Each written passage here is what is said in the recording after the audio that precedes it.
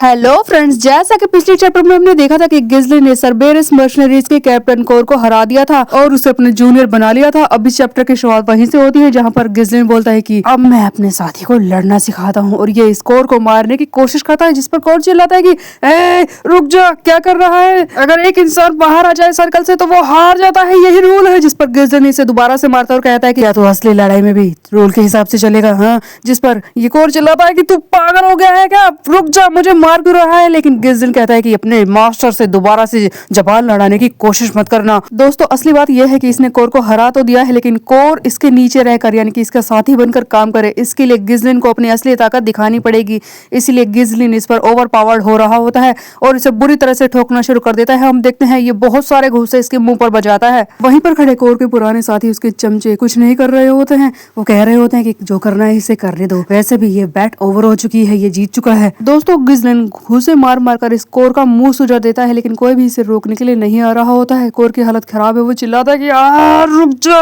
वो भागने की कोशिश करता है, लेकिन गिज़लिन जैसा कि इसके हाथ में रस्सी बंधी है इसे हाथ से पकड़कर खींच लेता है और कहता है कि अभी तू सर्कल से बाहर नहीं गया है और मैं रुकने वाला नहीं हूँ। तब कोर अपनी जान बचाने के लिए अपने चमचे से बोलता है कि क्या कर रहे हो, खड़े खड़े ऐसा देख क्यों रहे हो? एक काम करो, जल्दी से आओ और इस आदमी को यहीं पर मार दो। अब दोस्तों, कोर की बात को सुनकर इसके चमचों को थोड़ी शर्म आती है, वो अपने हथियार लेकर भागते हैं गिज़लिन को मारने के लिए। लेकिन इतना में ही होता यह है कि गिलियन जो कि बीच में ही खड़ा होता है, वो अपनी कुल्हाड़ी निकाल लेता है और अपनी खतरनाक आंखों को दिखाते हुए इन्हें बहुत ही बुरी तरह से डराता है और कहता है कि अगर किसी ने यंग मास्टर को हाथ लगाने की कोशिश की तो वो अपनी जान से जाएगा, जो भी आगे बढ़ेगा। अब गिलियन के इस खतरनाक ऑरा को देखते हुए सारे चमचे वहीं पर डर जाते हैं और रुक जाते हैं। कोर को बचाने के लिए कोई भी आगे नहीं बढ़ता। तब कोर समझ जाता है कि उसकी मदद कोई नहीं करने वाला। कोर डर से थर थर कांप रहा होता है, लेकिन गिज़लिन रुकने वाला नहीं है। हम देखते हैं कि गिज़लिन इसे फिर से मारना शुरू कर देता है और अब कोर जानता है कि उसके पास कोई रास्ता भी नहीं बचा है। पिटते पिटते कोर सोच रहा होता है कि आज से पहले मैं जिन भी नोबल से मिला हूँ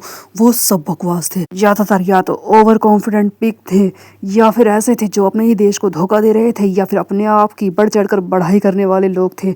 उनमें से कोई भी मुझसे लड़ने लायक नहीं था। मेरा जरा सा हो रही उन्हें डरा देता था, पर ऐसा ये नहीं है। उन जैसे लूजर्स को मैं थोड़ा सा डराता और उनसे जितने चाहे पैसे ले लेता। बस यही तो एक टेक्निक थी जो उन पर काम आ जाती थी और इसीलिए मुझे टाइटल मिला था पागल डॉग का, मैड डॉग। वो मेरी ताकत से कितना डरते थे, इसीलिए तो मुझे हर कोई मैड डॉग बुलाता था। लेकिन मैं इस जैसे नोबल से कैसे हार सकता हूँ? क्या मैं सचमुच हार रहा हूँ? इस जैसे नोबल से मैं क्या सचमुच हार रहा हूँ? दोस्तों, आज से पहले कोर जिस भी नोबल से मिलता उसे डराकर मन चाहे पैसे ऐंठ लिया करता था, लेकिन इस बार वो बुरी तरह से पिट रहा होता है, जिसका कोर को विश्वास नहीं हो रहा कि उसकी हालत इतनी ज्यादा खराब है, कोई इसे इतनी बुरी तरह से मार सकता है। गिज़लिन ने इसे बहुत ही बुरी तरह से कूटा है, इसे खून से लालम लाल कर दिया है। एक्चुअली में इसने कोर को सबक सिखा दिया है और दिखा दिया है कि असली बॉस है कौन और कौन इस पर रूल करेगा। इसीलिए अब गिज़लिन पूछ रहा होता है कि बस इतनी मार काफी है।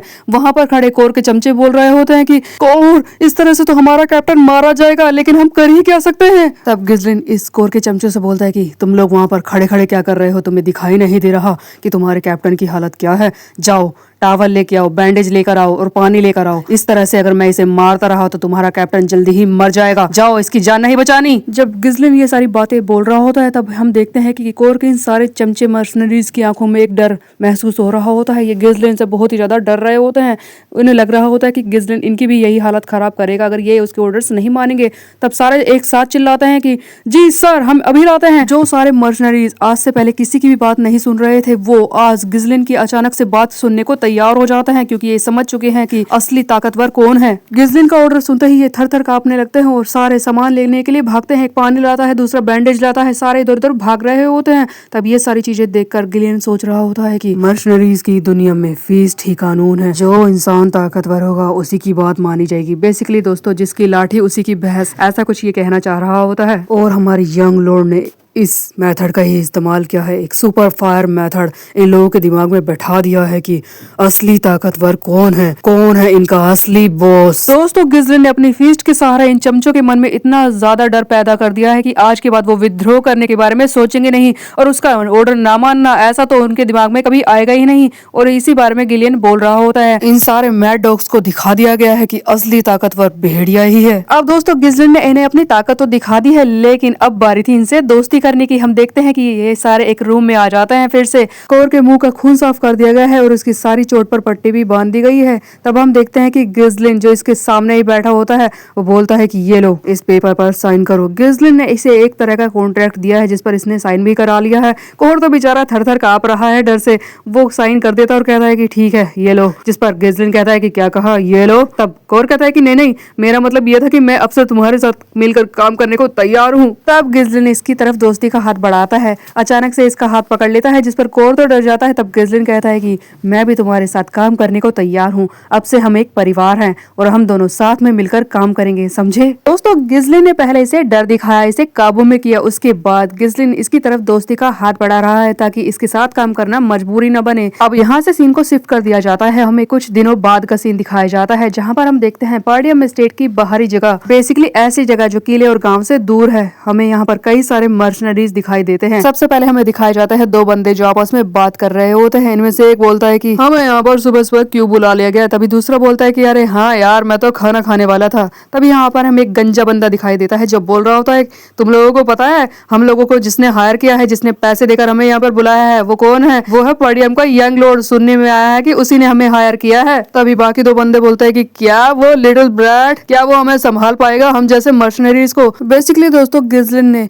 बेलिंदा को पैसे देकर मर्सनरीज को हायर करने के लिए कहा था ना, ये सारे वही बंदे हैं जिन्हें पैसे देकर बुलाया गया है। एक और बंदा जिसकी आंख पर पट्टी बंधी है वो बोलता है कि अरे ऐसे लड़के ने हमें बुलाया है, फिर तो ये काम आसान होगा, जल्दी से कर देंगे। तब हमें फाइनली यहाँ पर दिखाया जाता है एक भारी भरकम सा बंदा जो बोल रहा होता है कि अटेंशन प्लीज, मेरी बात को ध्यान से सुनिए। हमारा एम्प्लॉयर जिसने हमें यहाँ पर पैसे देकर बुलाया है, उससे बातचीत करने के लिए हम सबको एक लीडर की जरूरत होगी और मैं तुम्हारा लीडर बन सकता हूँ। इसे देखकर एक बंदा बोलता है कि क्या गोर्डन द मसल। सो दोस्तों इस भारी भरकम मर्सनरी बंदे का नाम है गोर्डन, जिसे लोग द मसल कहते हैं और यहाँ पर ये अपनी ही तारीफों में लगा होता है। तब गोर्डन बोलता है कि जैसा कि मैंने आसपास की सारी चीजों को देखा और मैंने ये भी सुना कि तुम लोग काम करना चाहते हो लेकिन ज्यादा मेहनत नहीं करना चाहते, लेकिन हमारे एम्प्लॉयर से तुम पैसे अच्छे खासे चाहते हो। सही कहा ना? अगर हम सब ने साथ में मिलकर अपनी बात नहीं रखी तो हमें कुछ नहीं मिल पाएगा, तुम्हें भी सही तरीके से इनाम नहीं मिल पाएगा। सही कह रहा हूँ ना?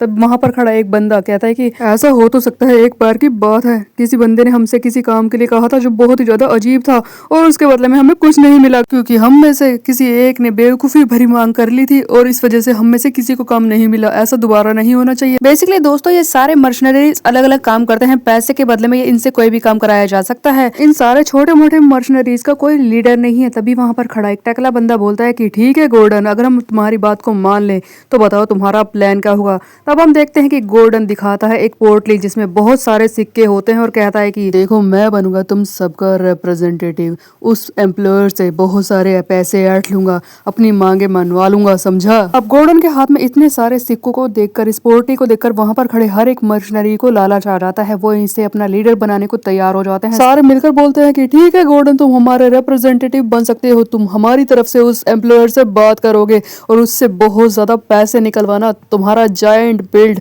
उस पर काम करेगा, प्रेशर के मारे उसे पैसे तो देने ही पड़ेंगे और इससे हमें मदद मिलेगी। देखा जाए तो तुम सारा दिन करते ही क्या हो, सारा दिन तुम बस वर्कआउट करते रहते हो लेकिन फिर भी तुम्हारे पास पैसे हैं। इसका मतलब तुम अच्छी तरह से जानते हो कि पैसे कैसे कमाने हैं।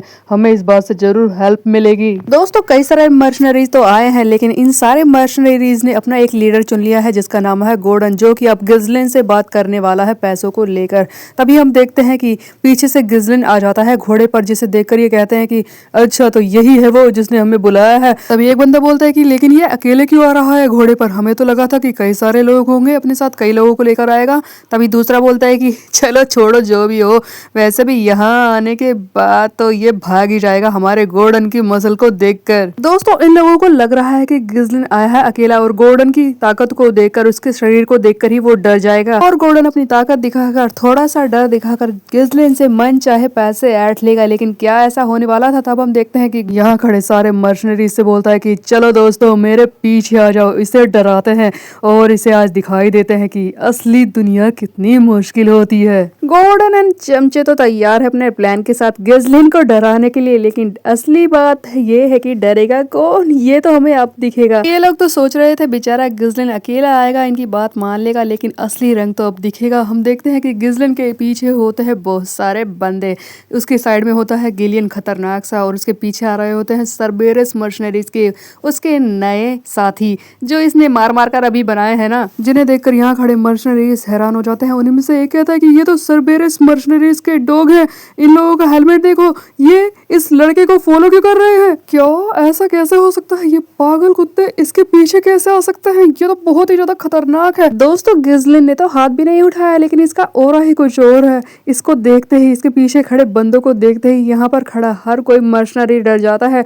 गॉर्डन तो अपनी नजर झुका लेता है, जो अभी तक गिस्लिन को प्रेशर डालकर डराने की कोशिश करने वाला था, वो अपनी नजरें झुकाकर कहता है कि तो तुम ही हो वो जिसने हमें काम करने के लिए बुलाया है। जिस पर गिस्लिन कहता है कि हाँ मैं ही हूँ, तुम्हारा नाम क्या है, जिस पर यह बोलता है कि गॉर्डन द मसल। तब गिस्लिन कहता है कि क्या गॉर्डन द मसल, क्या बात है, कूल नाम है बंदे, चल एक काम कर, अपने सारे मर्शनरी साथी को इकट्ठा कर और चलो सारे अभी इसी वक्त मेरे पीछे, क्योंकि हम फॉरेस्ट ऑफ द बीस्ट पर कब्जा जमाने वाले हैं, चलो। दोस्तों कुछ चैप्टर्स पहले जो बंदा अकेला लड़ाई कर रहा था हर किसी से, आज उस गिस्लिन के पीछे पूरी एक फौज है मर्शनरीज की, जिनके साथ अब ये फॉरेस्ट ऑफ द बीस्ट में जाकर लड़ाई करने वाला है। लेकिन किस तरह से गिस्लिन अपनी ताकत को बढ़ाएगा ये हम देखेंगे आगे आने वाले चैप्टर में। तब तक के लिए मेरे चैनल को सब्सक्राइब कर ले, बेल के आइकन को प्रेस पर मिलता है। बाय बाय दोस्तों।